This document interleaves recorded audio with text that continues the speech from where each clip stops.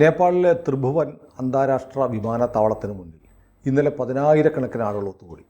ഗ്യാനേന്ദ്ര ഷാ, നേപ്പാളിലെ മുൻ രാജാവ്, അദ്ദേഹം വന്നിറങ്ങുകയായിരുന്നു. അദ്ദേഹത്തിന് പിന്തുണ പ്രഖ്യാപിച്ചുകൊണ്ട് നേപ്പാളിൽ രാജഭരണം പുനഃസ്ഥാപിക്കണം, ഞങ്ങളുടെ രാജാവ് തിരിച്ചു വരണം, നേപ്പാളിനെ ഹിന്ദു രാജ്യമാക്കണം എന്നാവശ്യപ്പെട്ടുകൊണ്ട് long live our beloved king, come back king എന്ന് പറഞ്ഞിട്ടാണ് 10,000-കണക്കിന് ആളുകൾ കൂടിയത്.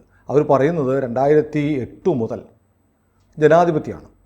ജനാധിപത്യ സർക്കാർ വന്നതിന് ശേഷം 13 തവണ സർക്കാരുണ്ടായി. നേപ്പാൾ ആകെ കുട്ടിച്ചോറായി. രാജാവ് തിരിച്ചു വരണം, ഹിന്ദുമത രാജ്യമായി നേപ്പാളിനെ പുനഃസ്ഥാപിക്കണം. ലോകത്തൊരിടത്തും നമ്മളിങ്ങനെ കേട്ടിട്ടില്ലല്ലോ. കേട്ടിട്ടൊക്കെ ഉണ്ട്. ഹിന്ദു രാജ്യമാക്കണം എന്ന് കേട്ടിട്ടില്ലായിരിക്കാം. മറ്റത് സാധാരണമാണ്. രാജാവ് തിരിച്ചു വരണം, റെജീം ചേഞ്ച്. ചെറിയ ചെറിയ രാജ്യങ്ങൾ, സാമാന്യം വലിയ രാജ്യങ്ങൾ തന്നെ എത്ര എണ്ണം അട്ടിമറിക്കപ്പെട്ടു. ജനാധിപത്യം പുനഃസ്ഥാപിക്കാനായിട്ട് അട്ടിമറിക്കപ്പെട്ടു.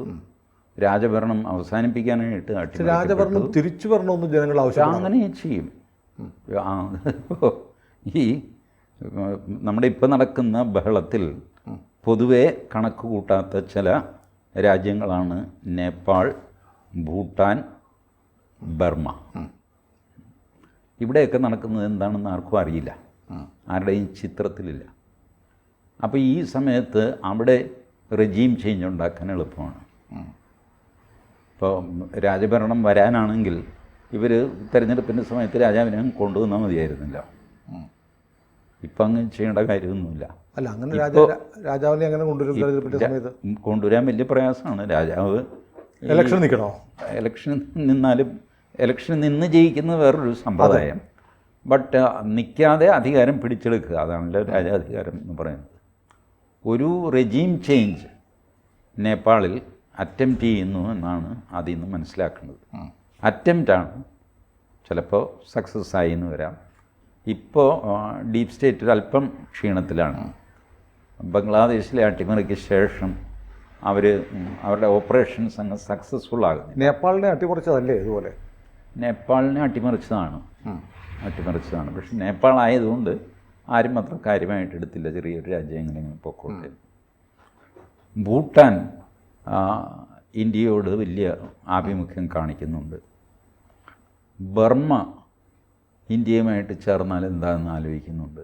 ഇതൊക്കെ ലൂസ് സ്റ്റോക്കാണ് കേട്ടോ അവിടെ ഇവിടെയൊക്കെയുള്ള. അപ്പോൾ മൊത്തത്തിൽ ഇവിടെ ഒരു മാറ്റത്തിൻ്റെ കാറ്റ് വീശുന്നുണ്ട്. അത് തുടങ്ങിയത് ബംഗ്ലാദേശിൽ നിന്നാണ്. ബംഗ്ലാദേശ് പക്ഷേ വഴിയാധാരമായിട്ട് നിൽക്കുന്നു. ഇപ്പോൾ മുന്നോട്ടോ പുറകോട്ടോ പോകാൻ പറ്റാത്ത ഒരവസ്ഥയിൽ നിൽക്കുകയാണ് ബംഗ്ലാദേശ്. അപ്പോൾ മറ്റൊരു ബംഗ്ലാദേശ് ഈ അരാജകത്വം എന്ന് പറയുന്ന ഒരു രാജ്യത്തെ എങ്ങോട്ടും നയിക്കില്ല. വെറുതെ എയർപോർട്ടിൽ 10,000 പേര് കൂടിയിട്ട് രാജാവ് തിരിച്ചു പോകാന്നൊക്കെ പറഞ്ഞ് എന്താ അങ്ങനെ ചെയ്യണ്ടേ? തിരിച്ചു വരാൻ അങ്ങനെ ആഗ്രഹമുണ്ട്, ബട്ട് എന്ത് ചെയ്യണം? അപ്പോൾ അതിനൊരു സെറ്റപ്പോ സ്ട്രാറ്റജിയോ ഒക്കെ ആയിട്ട് ജനങ്ങളുടെ ഇടയിൽ നിന്ന് തന്നെ ഒരു ഫോർമുല ഉണ്ടായിട്ട് അങ്ങനെയൊക്കെ ചെയ്യാൻ. അത് യാദൃശ്ചികമായിരിക്കുമോ? രാജാവ് ഒരു വിദേശയാത്ര കഴിഞ്ഞിട്ട് എയർപോർട്ടിൽ വരുമ്പോൾ യാദൃശ്ചികമൊന്നുമല്ല. 10,000 പേരെ കൂട്ടുക എന്ന് പറഞ്ഞാൽ യാദൃശ്ചികമൊന്നുമല്ല. അങ്ങനെ 10,000 പേരൊന്നും കൂടുതലില്ല. 10-20 പേരൊക്കെ കൂടി മുദ്രാവാക്യം വിളിച്ചു. 10,000 പേര് കൂടുകയല്ല, കൂട്ടുകയാണ് ചെയ്യുന്നത്. അതിൻ്റെ പിന്നിൽ ആരാണെന്നുള്ളത് താമസിയാതെ പുറത്തു വരും. ഇന്ത്യ ആയിരിക്കുമോ? ആർക്കെങ്കിലും അവിടെ താല്പര്യം ഉണ്ടാവും. ഇന്ത്യക്ക് താല്പര്യം ഉണ്ടാവുമോ? ഇന്ത്യക്ക് താല്പര്യമുണ്ട്. ഇന്ത്യക്ക് എല്ലാ സ്ഥലത്തും താല്പര്യമുണ്ട്. സകല സ്ഥലത്തും ഇന്ത്യ ഇടപെടുന്നുണ്ട്. സകല സ്ഥലത്തും ഇടപെടുന്നുണ്ട്. അപ്പോൾ അവർ പറയുന്ന ഇടപെടൽ അല്പം കുറഞ്ഞുപോയി എന്നുള്ളതാണ് എൻ്റെ അഭിപ്രായം. ബംഗ്ലാദേശിൻ്റെ കാര്യത്തിൽ ഇപ്പോൾ ഇംഗ്ലണ്ടിൻ്റെ കാര്യത്തിൽ. അല്ലെങ്കിൽ സുനിൽ നോക്ക്, വിദേശകാര്യമന്ത്രിയുടെ കാറ് തടഞ്ഞു നിർത്തി പതാക പറിച്ചു മാറ്റുക എന്ന് പറഞ്ഞാൽ സങ്കല്പിക്കാൻ പറ്റുന്ന കാര്യമാണ്. ഇംഗ്ലണ്ടിലെ ഇന്ത്യൻ ഹൈക്കമ്മീഷൻ ചുമ്മാ റോഡ് സൈഡിലെ ഒരു കെട്ടിടമാണ്. ഒരു മതിൽ പോലും ഇല്ല, ഒരു കോമ്പൗണ്ടില്ല. നമ്മുടെ കയ്യിൽ കാശ്. ഇംഗ്ലണ്ടിലെ ഒരു സ്റ്റൈലാണ്, മതിലൊന്നും ഒരു ബിൽഡിങ്ങിലും കാണും. ഒരു ബിൽഡിങ്, ബട്ട് കോമ്പൗണ്ടും മതിലും ഒക്കെ ആയിട്ട് ബിൽഡിങ്സ് വേറെ ഉണ്ട്. Security threat. ഈ ബ്രിട്ടീഷുകാർ നമ്മളെ സംരക്ഷിക്കാനൊന്നും പോകുന്നില്ല എന്ന് വ്യക്തമാണ് ആ വീഡിയോയിൽ നിന്ന്. കാരണം പോലീസുകാർ ഇവൻ തല്ലുന്നെങ്കിൽ തല്ലട്ടെ, കൊല്ലുന്നെങ്കിൽ കൊല്ലട്ടെ എന്നുള്ള മട്ടിൽ. ഇത് കഴിഞ്ഞിട്ട് ഇവർ അങ്ങോട്ടും ഇങ്ങോട്ടും ഓടുന്നു. പോലീസുകാരന് ഓടാൻ കാല് വാസ്റ്റാവുന്നില്ല. ഒരുത്തനെ തോളത്ത് കൈയിട്ട് സംസാരിച്ചുകൊണ്ട് പോലീസുകാർ പിടിച്ച് മാറ്റുന്നു. അവർക്ക് ഖാലിസ്ഥാനികളോട് വലിയ സ്നേഹമാണ്. നമ്മുടെ വിദേശകാര്യമന്ത്രിയെ നമുക്ക് മരിക്കാൻ വിട്ടു കൊടുക്കാൻ പറ്റില്ല. ഒരു കോമ്പൗണ്ട് വാളുള്ള നല്ല സ്ഥലം വേറെ മേടിക്കുക. ഇംഗ്ലണ്ടിൽ തന്നെ കാശ് കൊടുത്താൽ കിട്ടാത്ത സംഗതിയൊന്നുമില്ല. കാശ് കൊടുത്ത് മേടിക്കുക, നല്ല സെക്യൂരിറ്റി വയ്ക്കുക. നമ്മൾ ഇന്ത്യൻ പട്ടാളത്തെ ഏൽപ്പിക്കുക. അവിടുത്തെ സെക്യൂരിറ്റി ഇവിടെ നിന്ന് നമ്മൾ ഇന്ത്യൻ പട്ടാളത്തെ അല്ല, അങ്ങനെ വിദേശ രാജ്യത്ത് നമ്മുടെ പട്ടാളത്തെ വെച്ചാൽ നമുക്ക് ആക്ട് ചെയ്യാമല്ലോ. ഇവിടുത്തെ ഡൽഹി അമേരിക്കൻ എംബസിയിൽ സെക്യൂരിറ്റി ആരുടെയാണ്? അമേരിക്കയാണ്. അമേരിക്ക അകത്ത്. പുറത്ത് നമ്മുടെ ഇതൊക്കെയാണ്, നമ്മുടെ ടെറിട്ടറിയൊക്കെയാണ്. അകത്ത് they have their own security. They will not depend on anybody. അവർ പറയും നിങ്ങളുടെ സെക്യൂരിറ്റിക്ക് നന്ദി, പക്ഷെ ഞങ്ങളുടെ ഉള്ളിൽ ഞങ്ങളൊരു സെക്യൂരിറ്റി കോർഡനുണ്ട്. അതുപോലെ ഇംഗ്ലണ്ടിൽ ചെയ്യുക. ഇംഗ്ലണ്ടിൽ ഈ വാടക കൊലയാളികളെ കിട്ടും. ഗ്യാങ് ഉണ്ട്, റഷ്യൻ ഗ്യാങ് ഉണ്ട്, ഇറ്റാലിയൻ മാഫിയ ഉണ്ട്. അവരൊക്കെ ഇപ്പോഴും വർക്ക് ചെയ്യുന്നുണ്ട്. ഈ ഖാലിസ്ഥാനുകളെ ചൂണ്ടിക്കാണിച്ചിട്ട് ഒരാൾക്ക് വില കൊടുക്കുമ്പോൾ എത്ര രൂപ വേണം, ഇത്ര രൂപ തട്ടിക്കളയുക. അധോലോകത്തെ കൊണ്ട് കൊല്ലിക്കുക. ഇപ്പോൾ തന്നെ every government is doing that. നമ്മളും ചെയ്യുന്നു പറയുന്നത്. എപ്പോഴെങ്കിലും നിങ്ങൾ സ്വാമി വിവേകാനന്ദനോ ചാണക്യനോ പറഞ്ഞ് കേൾക്കുമോ? സ്വാമി വിവേകാനന്ദൻ പറഞ്ഞത്, നിങ്ങൾ ഈ പാശ്ചാത്യർക്ക് കിട്ടിയ അഡ്വാൻറ്റേജ് എന്താണെന്ന് വെച്ചാൽ അവർ യേശുക്രിസ്തുവിനെ ദൈവമാക്കി, ശ്രീകൃഷ്ണനെ വർക്കിംഗ് മോഡലാക്കി. നമ്മൾ ശ്രീകൃഷ്ണനെ ദൈവമാക്കിയിട്ട് യേശുക്രിസ്തുവിനെ വർക്കിംഗ് മോഡലാക്കി. യേശുക്രിസ്തു വർക്കിംഗ് മോഡലല്ല, ദൈവമാണ്. യേശുക്രിസ്തു പ്രവാചകനാണ്, ഒരുപാട് ക്വാളിറ്റീസുള്ള മനുഷ്യൻ. ഇൻഡിവിജ്വലി നിങ്ങൾക്ക് ഇവരെ പിന്തുടരാം, കളക്റ്റീവ്ലി പിന്തുടരാം. അതാണ് വർക്കിംഗ് മോഡൽ. നിങ്ങളുടെ ജീവിതത്തിൽ നിങ്ങൾ കളിക്കേണ്ട കളികൾ, ഒരു രാഷ്ട്രം എന്നുള്ള നിലയ്ക്ക് നിങ്ങൾ കളിക്കേണ്ട കളികൾ, ഇതൊക്കെ ചെയ്തത് ശ്രീകൃഷ്ണനാണ്. ശ്രീകൃഷ്ണനായിരിക്കും വർക്കിംഗ് മോഡൽ. ശ്രീകൃഷ്ണനാണെങ്കിൽ എന്ത് ചെയ്യും? ഉറപ്പായിട്ട് വാടക കൊലയാളികൾ വിട്ട് കൊല്ലിക്കുവിനെ. ഇവിടുന്ന് ആളെ വിടുകയോ അജ്ഞാതനെ ഇറക്കുകയൊന്നുമല്ല, ജ്ഞാതൻ തന്നെ ഇറ്റാലിയൻ മാഫിയയ്ക്ക് കാശ് കൊടുത്ത് അവർ തീർത്ത് കളയും. പിന്നെ അതിൻ്റെ കേസ് ഇപ്പം ഇൻ്റർനാഷണൽ കോർട്ട് ഓഫ് ജസ്റ്റിസ് മണ്ണാങ്കട്ടയാണ്. ഇൻ്റർനാഷണൽ കോർട്ട് ഓഫ് ജസ്റ്റിസ് ക്രിമിനലാണ്, വാർ ക്രിമിനലാണെന്ന് ഡിക്ലെയർ ചെയ്തു നെതന്യാഹുവിനെ. അയാൾ അറിഞ്ഞത് 15 ദിവസം കഴിഞ്ഞിട്ടാണ്. ഇങ്ങനൊരു ICJ ഉണ്ട്. ഇതൊക്കെ വെറുതെ ശക്തിയുള്ളതിൻ്റെ മുമ്പിൽ ഇതൊന്നും ഒരു ചുക്കുമല്ല. പുട്ടിനെയും വാർ ക്രിമിനലായിട്ട് പ്രഖ്യാപിച്ചു. അത് പുട്ടിൻ മംഗോളിയെ പോയി പണി നോക്കണമെന്ന്. ഇത് ഈ എല്ലാം ഇതിൻ്റെ അടിസ്ഥാന ശക്തിയാണ്. You are A financial force, armed force ആണെങ്കിൽ സകലരും ഓച്ചാനിക്കും. എന്താണ് ട്രംപ് ഉക്രൈനുള്ള സകല സഹായവും നിർത്തി, ആയുധവും കൊടുക്കുന്നില്ല, ഇൻ്റലിജൻസും ഷെയർ ചെയ്യുന്നില്ല. ഉടൻ തന്നെ സെലൻസ്കി എക്സിൽ എഴുതി, എൻ്റെ പൊന്നിയേട്ടാ ഞാൻ ഏത് കണ്ടീഷൻ സമ്മതമാണ്. ട്രംപ് ഒന്നും മിണ്ടിയില്ല. ഇൻ്റലിജൻസ് ഷെയറിങ് നിർത്തി എന്ന് പറഞ്ഞപ്പോൾ അതിഭീകരമായിട്ട് റഷ്യ അടികൊടുത്തു തുടങ്ങി. അപ്പോൾ ട്രംപ് പറഞ്ഞു, റഷ്യയുടെ പുറത്ത് ഞാൻ അനാവശ്യമായിട്ട് വീണ്ടും സാങ്ഷൻസ് ഉണ്ടാക്കും, കിട്ടിയതൊക്കെ തന്നെ കയറി ആളാവല്ലേ ചേട്ടാന്ന്. റഷ്യ ഒന്ന് ഇതൊക്കെ എന്തുകൊണ്ടാണ്? Russia is strong, America is strong, Israel is strong. അതുകൊണ്ടാണ്. You show them that you are strong.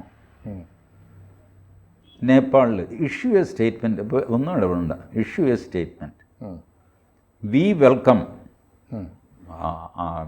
ഈ രാജാവിൻ്റെ ജ്ഞാനേന്ദ്ര ഷാ, വി വെൽക്കം. അത് നമ്മുടെ വിദേശ മന്ത്രാലയത്തിലെ നമുക്ക് തള്ളിക്കളയാൻ പറ്റിയ ഒരു ഡെപ്യൂട്ടി സെക്രട്ടറിയെ കൊണ്ടുവേണം ഇത് പറയിക്കും. ഇത് പറയിച്ചു കഴിയുമ്പോൾ അതോ ആര് പറഞ്ഞു? ആ ഗുപ്തയോ? എടാ ഗുപ്ത ഇവിടെ നിന്നോട് ഇല്ല, ഞാനതങ്ങനെ പറഞ്ഞു പോയതാണ്.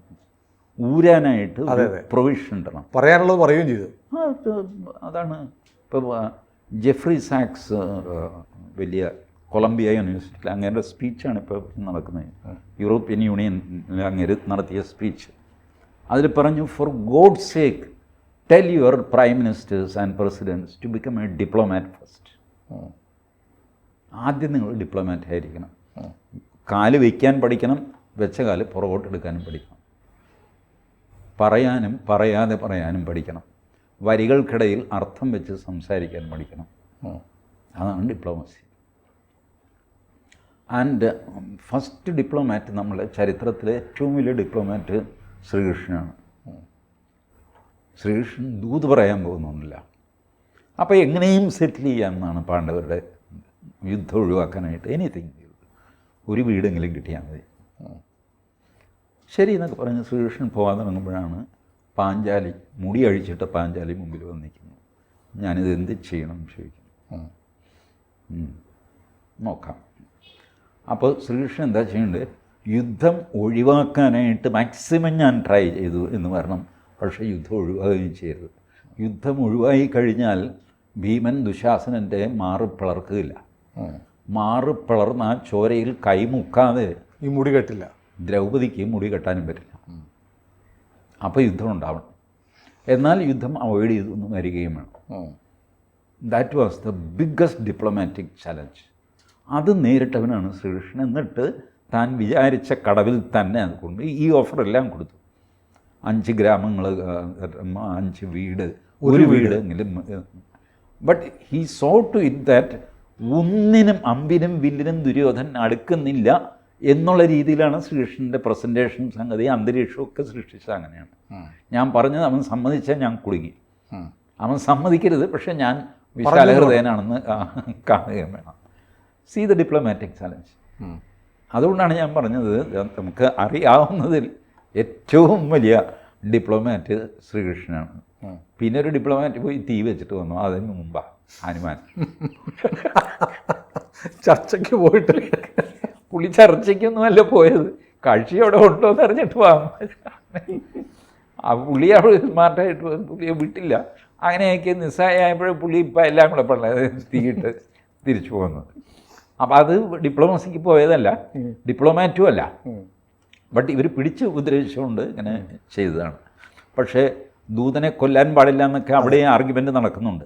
ഹനുമാൻ വന്നിരിക്കുന്നത് എന്തൊക്കെ പറഞ്ഞു കഴിഞ്ഞാലും രാമൻ്റെ ദൂതുമായിട്ടാണ്, സീതയെ വിട്ടുകിട്ടണം അതിനൊക്കെ ആയിട്ടാണല്ലോ എന്നൊക്കെ പറയുന്നൊക്കെ ഉണ്ട് അതിൽ.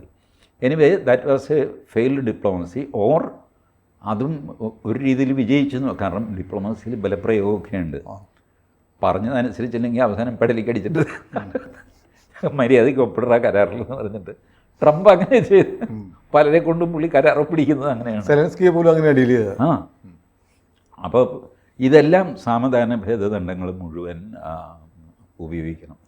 അത് ഭാരതം വേണ്ടത്ര ഉപയോഗിക്കുന്നില്ല എന്നുള്ളതാണ് എൻ്റെ പരാതി. അതുകൊണ്ട് നേപ്പാളിൽ ഭാരതം ഇടപെടുകയാണെങ്കിൽ വെൽക്കം, ലെറ്റസ് ഡൂ ദാറ്റ്. നേപ്പാളിൽ ഒരു മാറ്റത്തിൻ്റെ തുടക്കമാണോ എന്ന് തോന്നുന്നു. അല്ല, നേപ്പാൾ വാസ്തവത്തിൽ ഭാരതത്തിൻ്റെ ഒരു ഭാഗമാകേണ്ടത്. അതെ അതെ. ചെറിയൊരു രാജ്യമാണ് നേപ്പാളിൽ. നമ്മുടെ കറൻസി അവിടെ എടുക്കും. അതെ അതെ, നമുക്ക് ഫ്രീ ആയിട്ട് ഫ്രീ ആയിട്ട് പോകും. വിസയൊന്നുമില്ല എന്നാണ് ഞാൻ മനസ്സിലാക്കുന്നത്. വിസയില്ല, അവിടെ എന്തോ പെർമിറ്റ് വാങ്ങിച്ചാൽ മതി. അവിടെ എന്തോ എഴുതി ഒപ്പിട്ട് കൊടുത്തത്. നമ്മുടെ ഒരു സംസ്ഥാനം പോലെ. ഞാൻ നേപ്പാളിൽ നിന്ന് വന്നൊരു ഫാമിലിയെ ഞാൻ ഡൽഹിയിൽ വെച്ച് പരിചയപ്പെട്ടിരുന്നു.